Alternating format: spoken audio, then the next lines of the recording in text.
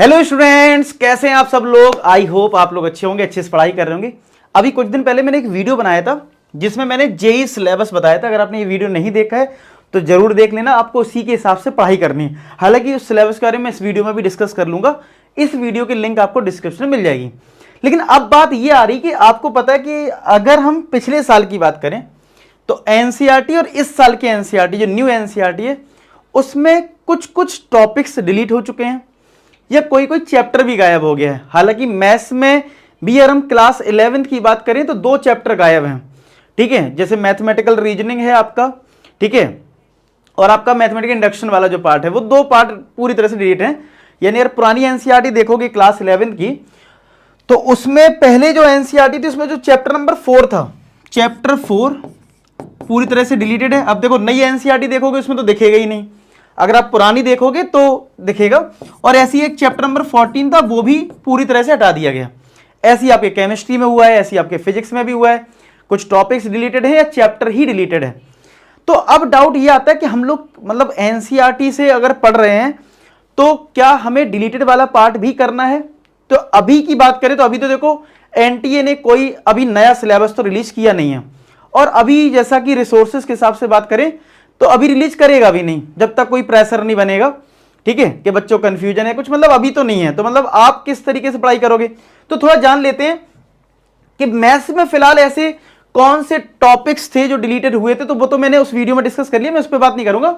मैं सीधा आता हूं जो बिल्कुल डिलीट है। जैसे कि यहां पे अगर बात करूं 5th यूनिट, अगर आप इस सिलेबस को मैंने टेलीग्राम पे भी शेयर कर रखा है, टेलीग्राम पे ज्वाइन करके आप सिलेबस इसको डाउनलोड कर सकते हो, क्या क्या चैप्टर्स में कौन कौन से टॉपिक हैं। जैसे अगर मैं जेई सिलेबस की बात करूं, इसमें हमारी जो यूनिट 5 है, ठीक है, इसमें जो यूनिट 5 है आपकी, ये कंप्लीट चैप्टर ही डिलीट हो चुका है एनसीईआरटी से। ये हमारा क्लास 11 में चैप्टर 4 था और ये पूरा डिलीटेड है। जबकि आप जेई का सिलेबस देखोगे तो उसमें यूनिट 5 जो है वो मैथमेटिकल इंडक्शन है, ठीक है। एक तो ये चैप्टर आपको पूरा अलग से दिखेगा।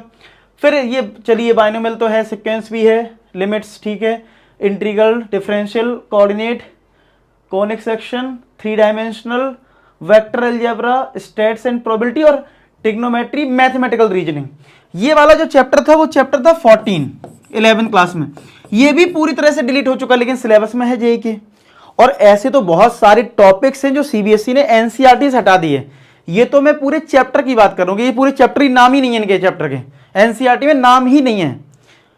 तो क्या अब हमें इन चैप्टर को पढ़ना चाहिए, क्या एनटीए इन चैप्टर्स को हटाएगा, ये मेन प्रॉब्लम है। और क्या हमें इस पे टाइम वेस्ट करना चाहिए, कंक्लूजन क्या है, तो मैं आपको बता देता हूं किस तरीके से करूं। देखो, जो एनसीईआरटी ने सिलेबस हटा दिए यानी रिमूव कर दिए हैं उनको आपको पढ़ना तो है, ठीक है, लेकिन आप क्या करिए, पढ़ते टाइम उनमें बहुत ज्यादा प्रैक्टिस मत करिए, ठीक है। No need to do more practice, ठीक है, मतलब बहुत ज्यादा प्रैक्टिस मत करिए। मतलब एक होता ना, आप अपनी जेई मेंस तक के क्वेश्चन सॉल्व कर लो, ठीक है, अब ज्यादा एडवांस और बहुत ज्यादा प्रैक्टिस मत करो जो चैप्टर्स में पूरी तरह से कुछ डिलीट हुआ है, ठीक है। समझ में आई बात। मतलब आपने जैसे देखो सीधी बात है, आप कोचिंग में पढ़ रहे होगे, वहां तो पढ़ाई जाएगा, ठीक है, सारी चीज तो आप पढ़िए वहां पे, ठीक है। लेकिन उसके बाद अगर जो एक्स्ट्रा चीजें, ज्यादा प्रैक्टिस, बहुत सारी वर्कशीट है, तो आप ऐसा मत करना। देखो मैं बताता हूं कैसे करो। अगर आपके पास इनफ टाइम है, अगर आपने देखो अगर आपको 2024 में टारगेट करना है तो आपके पास बहुत कम टाइम बचा है, मैं सीधा बोलूं तो अगर मैं आपकी बात करूं, अगर आपने पहले से बहुत अच्छे से प्री प्लान तरीके से बहुत अच्छी से पढ़ाई कर रखी है तो ठीक है, कर लो। लेकिन अभी आपने इंपॉर्टेंट चैप्टर्स हैं जो हमारे सिलेबस के हिसाब से भी हैं, वो अगर आपने प्रैक्टिस नहीं करे और आप पूरा ध्यान उस पर लगा रहे हो जो डिलीटेड में है। अब ऐसा नहीं मैं कह रहा हूं कि डिलीटेड है वो आएगा नहीं, आएगा भाई, आ भी सकता है। एनटीए जब सिलेबस रिलीज करेगा, पढ़ना तो है ही, स्किप बिल्कुल नहीं करना है। ऐसा नहीं करना है कि स्किप ही कर दिया, स्किप तो बिल्कुल नहीं करोगे। मैं बात क्या कर रहा हूं, no need to do more practice, बहुत ज्यादा प्रैक्टिस मत करो। अगर आपकी पहले से प्री प्लान अच्छे से तैयारी चल रही है तब कर सकते हो। अगर आपने इंपॉर्टेंट क्वेश्चन या इंपॉर्टेंट चैप्टर जो है वो अगर आपने नहीं करे हैं तो भैया इधर प्रैक्टिस थोड़ी कम करो, यहां पे थोड़ी ज्यादा करो। आई बात समझ में? फिर से समझा रहा हूं, कंफ्यूज मत हो जाना। मैंने क्या बोला है कि अगर तुमने तुमने पहले से प्री प्लान बहुत अच्छी तैयारी चल रही है, जैसा चल रहा है फिर पढ़ो, उसको भी ज्यादा प्रैक्टिस करो। लेकिन अगर तुम्हारी तैयारी अच्छी नहीं है, तुमने इंपॉर्टेंट क्वेश्चन इंपॉर्टेंट चैप्टर करी नहीं है अभी तक, तो भैया इसको छोड़ के इसको पकड़ो, ठीक है। एक चीज तो तुम्हें ये ध्यान रखनी है। दूसरा, क्या सिलेबस रिड्यूस होगा? देखो जाहिर सी बात है, एनटीए की बात करें तो बहुत ज्यादा सिलेबस रिड्यूस नहीं होगा एक्सपेक्टेशन के हिसाब से। मेरी एक्सपेक्टेशन यही कहती है कि ज्यादा सिलेबस रिडक्शन नहीं होगा, यानी जो दे रखा है उसी के हिसाब से आएगा, थोड़ा बहुत ही चेंज होगा। ऐसा नहीं होगा चैप्टर का चैप्टर ही कोई उड़ा दे, तो ये थोड़ी संभावना कम दिखती है। तो आपको पूरा सिलेबस कवर करना चाहिए, फुल सिलेबस तो कवर आपको करना ही है। हाँ, जो रिड्यूस्ड वाला है उसको थोड़ा कम प्रायोरिटी देना, लेकिन पढ़ना तो पूरा ही सिलेबस पड़ेगा आपको। अब एक और डाउट, कुछ बच्चों ने अभी तैयारी शुरू ना करी हो, क्या सर एनसीईआरटी से आता है? तो भैया जेई की तैयारी एनसीईआरटी से नहीं हो सकती, सीधी सी बात बोलूं मैं। सिर्फ एनसीईआरटी पढ़ के आप जेई क्वालिफाई नहीं कर सकते। मैथ्स में तो मैं बिल्कुल बोलूंगा, बिल्कुल आप क्वेश्चन हिलेगा ही नहीं तुमसे, ठीक है, समझ रहे बात को। मतलब एक दो क्वेश्चन कर लो तो कर लो, लेकिन मतलब चीजें हो नहीं पाएंगी एनसीईआरटी से। आप जो तैयारी कर रहे होंगे वो जानते होंगे कितनी मेहनत लगती है उस लेवल को बनाने के लिए, ठीक है। एनसीईआरटी में वो लेवल ही नहीं है। तो आप ये जान लो कि ये सारे कंक्लूजन पॉइंट है कि सिर्फ एनसीईआरटी से काम नहीं चलेगा, एक्स्ट्रा पढ़ाई करनी है। उन चैप्टर्स पे ज्यादा ध्यान दो जो चैप्टर्स ज्यादा स्कोरिंग है और जो हमारे सिलेबस में भी हो, चाहे एनसीईआरटी हो चाहे उसकी जेई सिलेबस की। क्या पिछले साल ऐसा हुआ था? तो पिछले साल भी सिलेबस रिड्यूस था। मैं तुम्हें एक बात बताता हूं, ऐसा तो है नहीं भाई। एनसीईआरटी इस बार आई है ना, एनसीईआरटी नई इस बार आई है ना। सिलेबस तो पिछले साल भी डिलीटेड था जो इस बार डिलीटेड है। तो क्या पिछले साल जेई ने सिलेबस रिड्यूस हुआ था? नहीं हुआ था। तो आप इससे भी कंक्लूजन कर सकते हो कि भाई सिलेबस में बहुत रेयर है थोड़ा बहुत चेंज होगा, ठीक है। अगर वो चेंज हुआ बहुत बड़े लेवल पे तो बहुत बड़ी बात होगी, लेकिन जब पिछले साल चेंज नहीं करा तो इस साल भी उम्मीद कम है। अगर होगी तो उसको पहले अनाउंस किया जाएगा, जैसे अनाउंस किया जाएगा मैं आपको अपडेट कर ही दूंगा।